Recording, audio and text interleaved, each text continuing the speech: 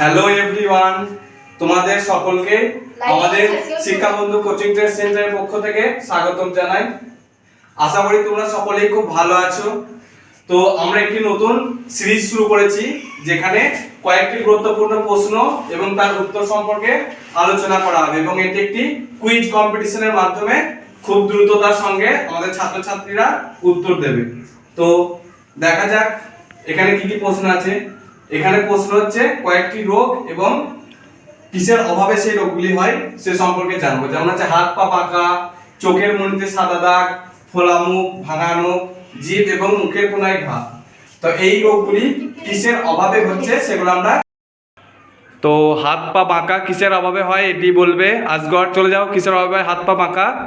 Vitamin D এর অভাবে হচ্ছে হাত পা বাঁকা।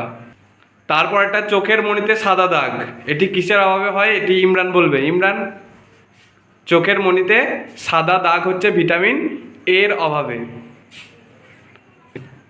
ফোলা মুখ এটি কিসের অভাবে হয় এটি বলবে ঈশান। চলে যাও ঈশান।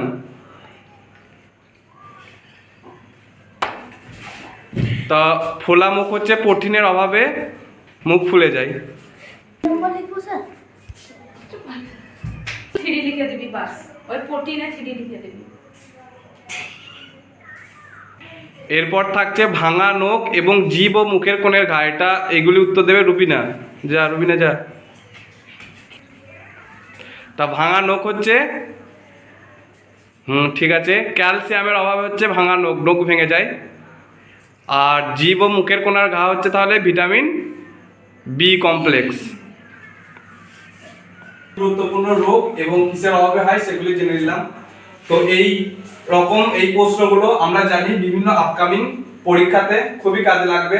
তাই এই রকম ভিডিও পেতে আমাদের পেজটি অবশ্যই লাইক এবং সাবস্ক্রাইব করে দিও। তো হেল্পফুল মনে হলে অবশ্যই লাইক এবং সাবস্ক্রাইব করো। Thank you.